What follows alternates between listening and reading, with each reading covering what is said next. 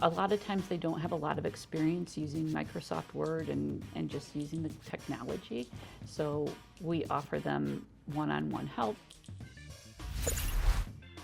Our workshops are for any of the students who have completed our career and technical training classes, so that when they come in to apply for a job at our job fair, they're prepared. A lot of the students might not have had experience building a resume or even had career experience in the past. Our career coaches will get together with our students and kind of build up their resumes, show them how they can reflect the skills that they learn in class and put it on paper and really show off what they've learned. When they come in to apply for a job at our job fair, they're prepared. Our job fair is just for our students. A lot of the people who are looking to hire are actually looking for entry-level candidates. A lot of these employers want that. They want someone who can build on their skills, who can grow through the company.